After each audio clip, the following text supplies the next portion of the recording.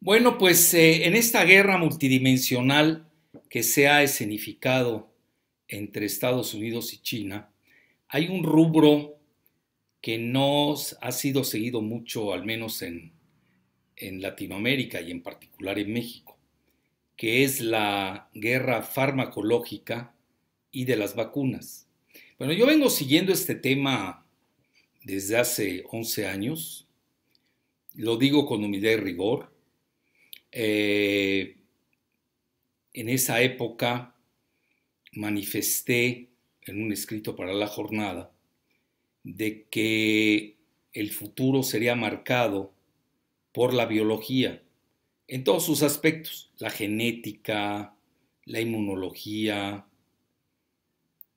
la virología, que hoy está más de moda obviamente, y que marcarían el dominio mundial e incluso el control voluntario e involuntario del género humano. Y en ese momento estaba yo realizando una investigación sobre el famoso Big Pharma, que son las grandes transnacionales farmacéuticas de las que poco se hablan. Yo me había adentrado a ese renglón porque ahí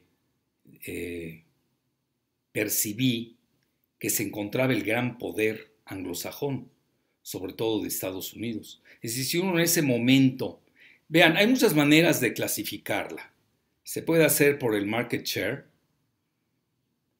participación de mercado, el valor que tienen en la bolsa al día que uno quiera, y el otro es por los ingresos.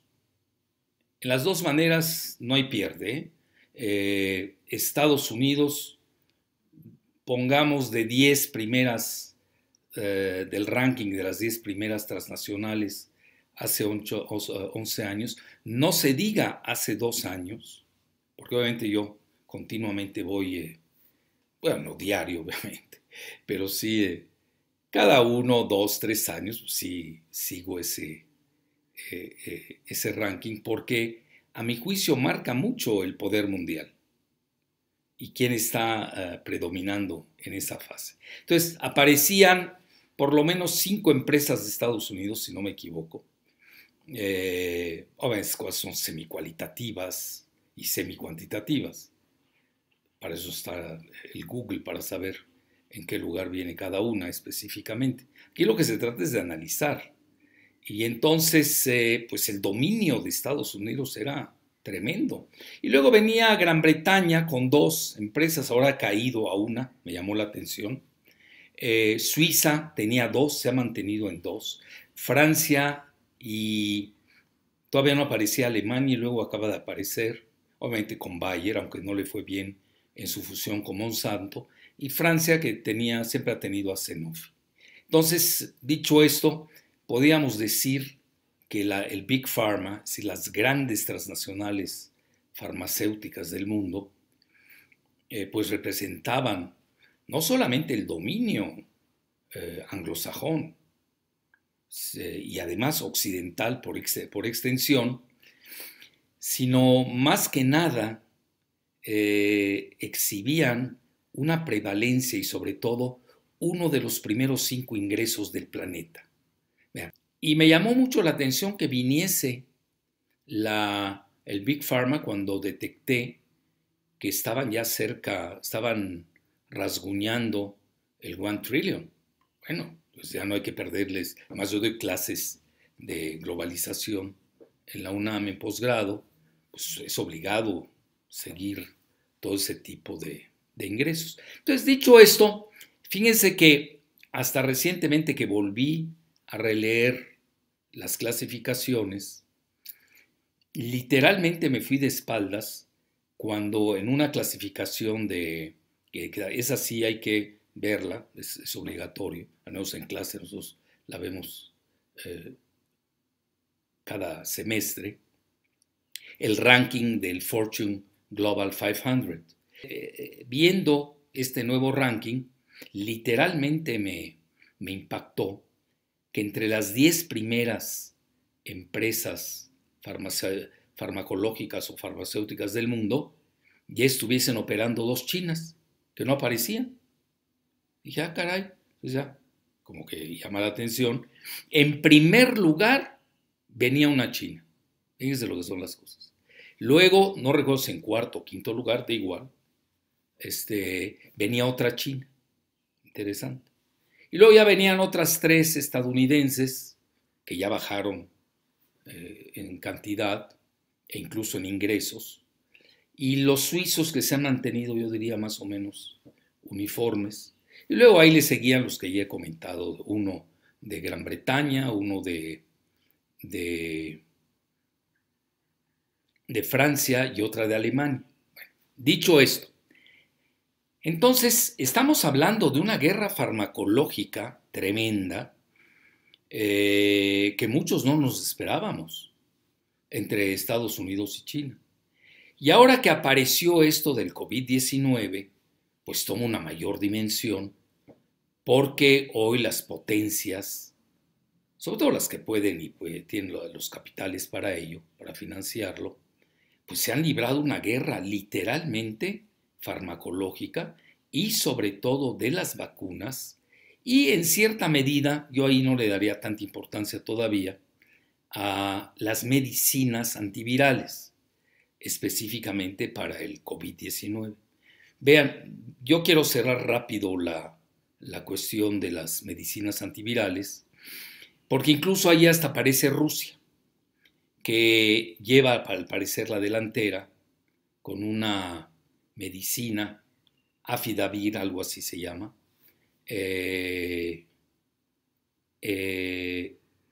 que curiosamente está sosteniendo sus investigaciones basado en unos fondos soberanos de riqueza que pertenecen naturalmente al Estado ruso y que se basa en una medicina que habían usado los japoneses hace como 6 años y que parece ser está teniendo mucho éxito. Han hecho sus pruebas. Ustedes saben que en esto de las pruebas la medicina tiene toda una secuencia, si no podemos salir del día a la mañana y decir, esta es, ¿no? Como las vacunas de Duarte en Veracruz, que además salieron de agua. Tiene que hacer uno pruebas preclínicas y luego las clínicas, hay 4 fases muy bien delineadas por la muy entrecomillada hoy y vilipendiada OMS. Y luego está también Eli Lilly, que está entre las 10 grandes del planeta, del Big Pharma, que trae un medicamento basado en anticuerpos. De esto no se conoce mucho, parece que lo van a dar a conocer a fin de mes. Bueno, ya dejamos el renglón de las medicinas, que no hay, dejémoslo así, claro. Por ahí se maneja que el Remdesivir, que es de la empresa esta Gilead, puede dar resultados. Realmente, vean, cuando un medicamento tiene fallas en 30%, pues ya deja mucho que desear. Y luego uno penetra más y escudriña que hay detrás, se da uno cuenta que es mucho más allá del 30%. Y aquí yo creo que lo lanzaron en forma efectivista para mitigar el pánico que se había apropiado de la población en general y en particular la de Estados Unidos. Lo que no me gusta del Remdesivir es que está patrocinada por una empresa que se llama Gilead, se escribe G-I-L-A-D. Vean, yo tengo una formación, lo puedo decir, multifactorial, multidimensional, como le quieran llamar. Yo tengo 2 carreras, aparte de la carrera de medicina propiamente dicha, con un internado en París. Tengo 2 carreras, una aceptada incluso por las más altas instancias de la medicina en México, que es en la endocrinología, por nuestro board, colegio, no sé cómo le están traduciendo. Yo hace mucho me retiré de la medicina, hace 20 años, pues eso no quiere decir que no conozca lo básico. Y además tengo otra, me formé en el Instituto Nacional de Neurología, pues con uno de los mejores neurocirujanos de América y de Latinoamérica, y quizás del mundo, ¿no? Que ahí uno necesita diplomas, ¿no? Estuve con él 20 años. y me dediqué mucho a la psiquiatría biológica, etcétera, etcétera. Pero eso no es lo importante. Aquí lo que yo quiero decir es de que aparte de eso, pues yo tengo un MBA, pues también sé cómo se maneja. Lo que pasa es que como yo no sabía de finanzas y ahora sé menos, es la realidad, pues nadie sabe de finanzas, pura especulación. Es con lo que me he quedado al final de haber estudiado eh, esa materia. Y la hice en la Universidad de las Américas, curiosamente. Y luego, pues yo me he dedicado como aficionado. Yo no soy ningún periodista, ni soy periodista, ni he estudiado periodista. Yo soy analista, punto. Y traigo mi método y le pese a quien le pese. Y lo aplico. Y me ha dado, yo podría decir, magníficos resultados. Yo diría un 85% de acierto, pues es extraordinario, ¿no? Porque además, ¿dónde se estudia geopolítica? Salvo conmigo en la UNAM, en posgrado, o en el ejército, yo a veces lo digo hasta en broma, o en el Vaticano, que saben de más de geopolítica, hablo del mundo occidental. Obviamente los rusos tienen su escuela de geopolítica, los chinos también, pero es muy específica para el ámbito militar, es como de la cúpula geoestratégica, no cualquiera entra a ese Olimpo. Entonces, pues yo traigo otro enfoque. Entonces, yo cuando veo, por ejemplo, Johns Hopkins, la Universidad de Johns Hopkins, para mí no es nada más una universidad, ni quién estudió, cuál es el enfoque, qué intereses hay detrás. Como me meto a la Escuela de Medicina de Johns Hopkins, pues veo que está controlada por uno de los más grandes multimillonarios de Estados Unidos, que es Bloomberg, y ahora en México, la bola de ignaros, como de la que estamos rodeados, lamentablemente, no, me quieren hacer vender que es socialista. Bueno, ahí me la platican, ahí me la platican. Igual que George Soros. Resulta que un multimillonario que llegó a jugar en la bolsa 20,000 millones de dólares, ahora tiene 8,000 millones de dólares, porque está en el ocaso de su vida, pero tiene su grupo. Y es socialista. Bueno, ya con uno y esas lo voy a hacer muy elegante, lo voy a decir hasta en términos académicos. Cuando uno oye, y además existe en español la palabra, en inglés la usan mucho, obviamente los círculos educados. Oxímoron, y es un oxímoron eso. No puede ser socialista, filántropo, un capitalista que trae más de 8,000 millones de dólares, traía 20,000, y este Bloomberg trae más de 50,000 millones de dólares que han despedazado al género humano. Y resulta que ya son filántropos. Pues no especules y no deseamos de tu filantropía y tampoco deseamos tus vacunas. Y ahí aparece también Bill Gates. Entonces es ahí donde ya me empieza a hacer ruido. ¿Quiénes financian a la Escuela de Medicina de Johns Hopkins? ¿Quiénes están alrededor de la Escuela de Salud Pública de la Johns Hopkins? Y luego, yo he seguido la guerra de Irak, y son los que era el centro estratégico ideológico para diseñar la guerra contra Irak. Y ahora me sale que de ahí salen los samaritanos del planeta. Bueno, vean, no faltan ingenuos, neófitos y cándidos que lo compren. Yo no lo compro, debido a esta formación multidimensional. Quizás lo hubiera comprado y quizás lo hice, lo tengo que hacer hasta memoria, hace 30 años. Les estoy diciendo esto porque entonces cuando abordo yo lo de la Johns Hopkins, veo lo de Gilead, pues Gilead resulta que el director es Michael Riordan, que viene de la Johns Hopkins. Bueno, ahí me la platican. Y luego voy rastreando más, acuérdense, yo traigo el método forense, yo nada más veo el Board of Directors, el Consejo de Administración. Aquí todos nos conocemos. A veces no aparecen los verdaderos dueños en el Board of Directors, pero uno sí conoce cómo tienen ligas con el Olimpo financiero. Y es muy fácil saberlo. En una ocasión les diré cómo. Bueno, no me quiero ahorita desviar. Entonces, dicho esto, veo a Gilead, que es una palabra que viene del griego, G-I-L-A-D, y está como segundo y fue fundada, ahora sí agárrense de la silla, por Rumsfeld, Donald Rumsfeld. ¿Cómo puede ser que el que armó la guerra en Irak,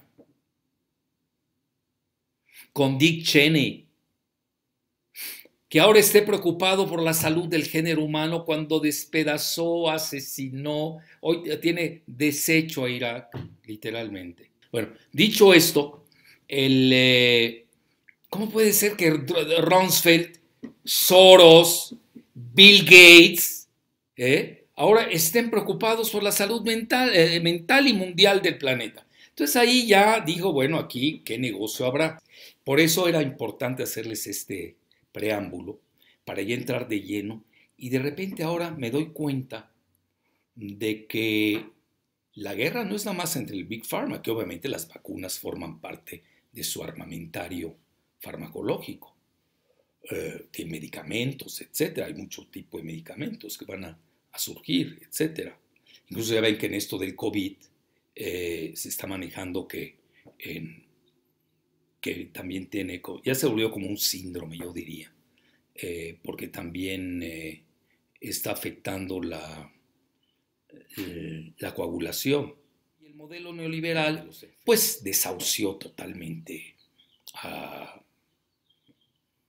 a la salud pública. ¿Por qué? Porque traían el modelo de privatizar. Pero ya en Estados Unidos se demostró que la medicina privada no estuvo a la altura de las circunstancias.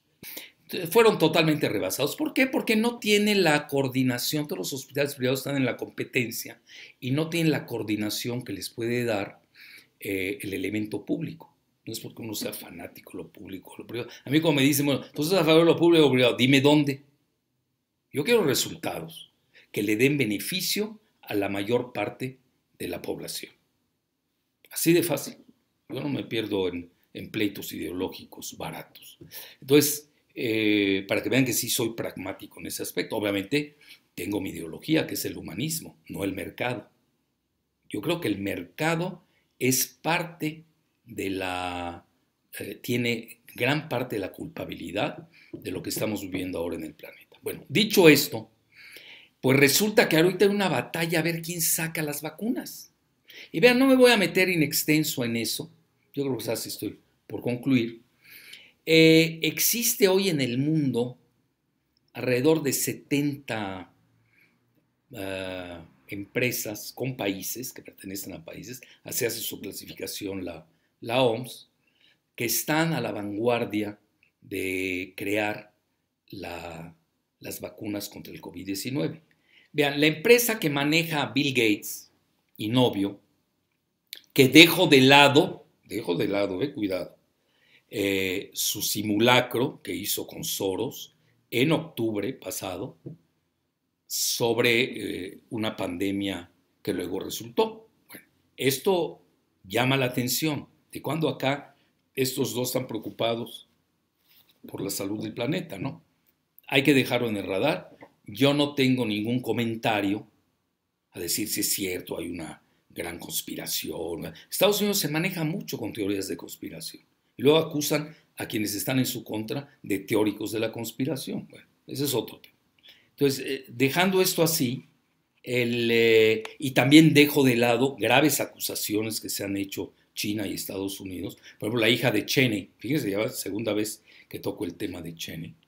Primero fue con Rumsfeld, que era íntimo de Dick Cheney, son los que hacen la guerra de Irak, todo el modelo neoconservador con Baby Bush. Y Liz Cheney acusa directamente a China de haber creado la pandemia para desquiciar las economías del mundo y quedarse en el primer lugar. Bueno, no muestra ninguna evidencia, pero ahí va la contrarréplica. La réplica de China ha sido feroz. Los chinos han comentado que en los juegos militares que se celebraron en Wuhan, la famosa ciudad, de la incubación de este virus, del COVID-19, pues ellos acusan que los militares del Pentágono lo plantaron. Tampoco hay pruebas, ¿cómo lo podemos saber? Ya ven que se andan acusando mutuamente, no nos perdamos en eso. También me llamó la atención, porque vean, hay acusaciones que depende de quién las hace. Digo, aquí dime, ¿quién también lanza la piedra, no? Aquí ya son misiles. Nada menos que el hermano Pierce de Jeremy Corbyn, que es el líder del Partido Laborista en Gran Bretaña, que obviamente es antiglobalista, todo lo diferente del ala de la izquierda travesti de Gordon Brown y Tony Blair, que abiertamente propugnan por el gobierno mundial No es broma, ¿eh? Vean, yo no creía en esas cosas, ¿eh? Se los digo sinceramente. Bueno, yo no creía ni en Bilderberg. Hasta que en una ocasión Fidel Castro habló de Bilderberg, dije, y ya lo empecé a rastrear. Ya venga, tiene sus reuniones anuales, secretas. Bueno, porque tienen que ser secretas, ¿no? Entonces, dicho esto, él comenta Pierce, así, oigan, vean el hermano de quién es, Jeremy Corbyn, que Bill Gates y George Soros crearon la pandemia para vender su famosa vacunita. Bueno, eso, bueno. Vean, aquí sí no salió Jeremy a desmentir al hermano, me llamó la atención. Yo leo la prensa británica diario, por obligación. Creo que es la prensa más inteligente y la más perversa de Occidente. Tiene las dos características, pero hay que saberla leer. Muchas veces yo hasta la leo al revés. Fíjense lo que son las cosas. Dependiendo quién sea el escritor. Porque obviamente traen agenda. Ahora resulta que ya los periódicos salen, las televisiones existen. Pues no, obviamente es para tener el control de las poblaciones. En esto no hay que ser tan ingenuos. Bueno, dicho eso, entonces ahora han salido, la OMS saca 70 vacunas que están en juego. Y cuando uno se va a las 10 primeras, de nuevo me fui de espaldas. Y ahí vienen los chinos, con 5 por lo menos, que están en la fase ya de la fase 1 o la fase 2, dependiendo, ya van muy avanzados. Bueno, ahí tenían a una china, a una vacuna, la vacuna china de la empresa CanSino, me llamó mucho la atención, y luego otras más, Moderna, que dicen que está muy ligada al infectólogo Anthony Fauci y al gobierno de Estados Unidos, tenía un lugar intermedio. Bueno, esto me acuerdo exactamente, el 11 de abril lo consulté en lo que llaman el horizonte de las vacunas que tiene la OMS. Y luego, con bombo y platillo, AstraZeneca lanza que ya tiene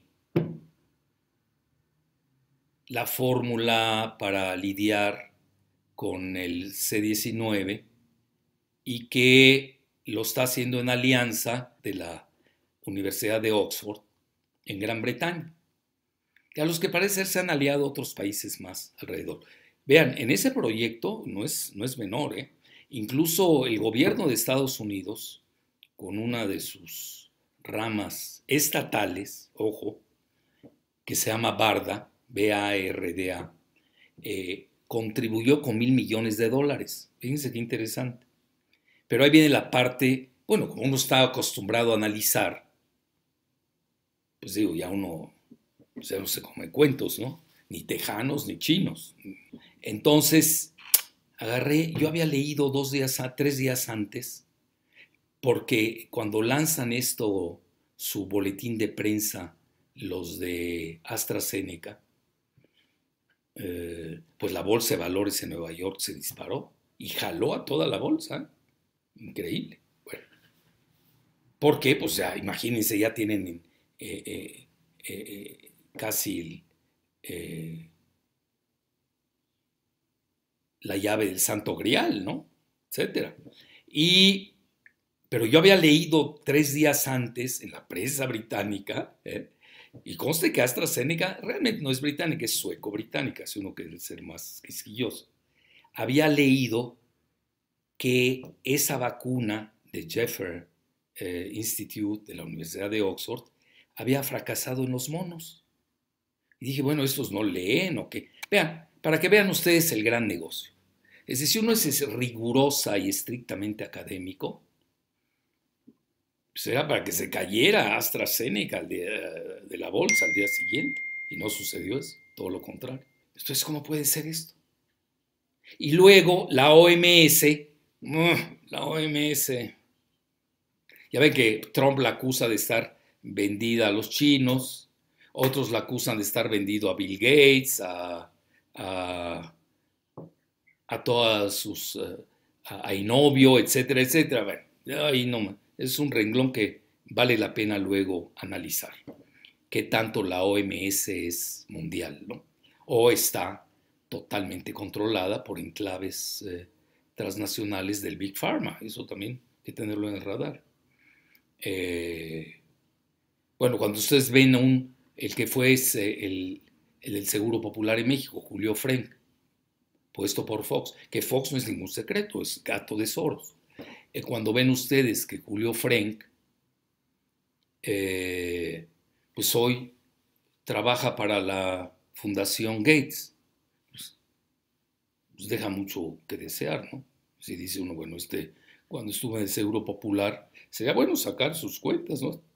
Hacer una auditoría a qué empresas ligadas a Soros y a Gates, obviamente con sus prestanombres, pues les dio canonjías. Y ahí viene la parte sensible. Volví a revisar el número de vacunas que tiene la OMS y el 11 de abril no aparecía AstraZeneca.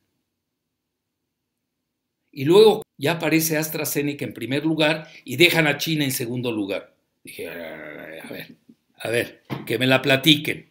Vean, yo soy de la idea que si no hubiese una OMS, habría que haberla inventada. Pero tenemos que vigilarla. Es decir, no puede estar tan suelta para los intereses, sea de un país, de otro, de transnacionales. Ya cuando empezamos a ver que una OMS no cumple sus requisitos universales, bueno, pues hay que reformarla. Es como la ONU.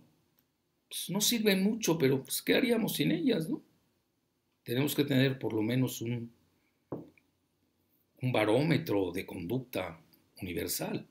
Todo esto que les comenté es para resumirles ya con una última frase prácticamente.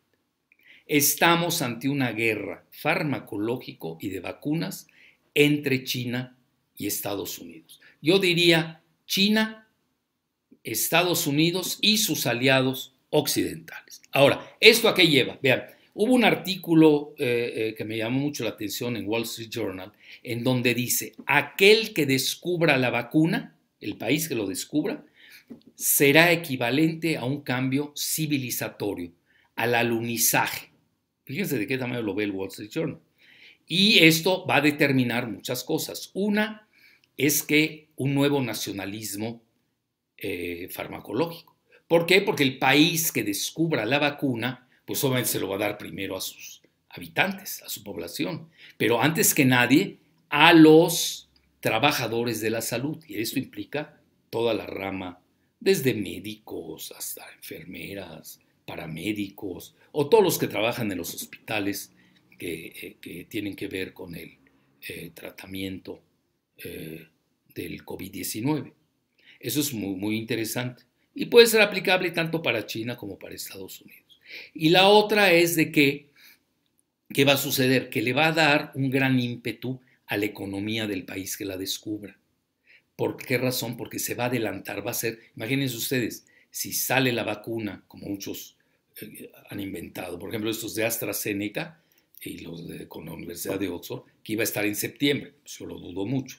Aquí lo que va a pesar mucho es de que la fecha cuando, por ejemplo, Innova, Bill Gates ha dicho que va a durar entre 12 y 18 meses. Bueno, no es septiembre. Además, vean, habemos más de 7.500 millones de habitantes en el planeta. En una primera fase van a tener, en una primera etapa, más que fase, van a tener 400 millones de dosis. ¿A quién se las van a dar? Eso es importante. Y luego para el año entrante están previendo 1.000 millones. Perdóname, pero eso no alcanza para los 7.000. Ya para finalizar, ¿por qué viene esto a colación? Porque la idea de Estados Unidos, al menos tal como lo vislumbra Wall Street Journal, es de que quien tenga la vacuna la va a usar como arma geopolítica. Mientras que los chinos, y esta parte es interesante, acaba de tener las 2 sesiones, así se les conoce, el mandarín Xi Jinping, que es la principal reunión anual política de China. Y precisamente anunció que ellos ya que van a tener lista la vacuna y que van a ser propiedad para la humanidad. Fíjense qué maravilloso. Entonces aquí uno dice, bueno, Ahora uno entiende también mucho de lo que está ocurriendo en Estados Unidos, esos disturbios, y hablaré de ellos. Para mí es una rebelión de los millennials y la rebelión de la generación Z, que nacen después del 96. Pero a ello le dedicaré la próxima vez un análisis compartido con ustedes. Un placer.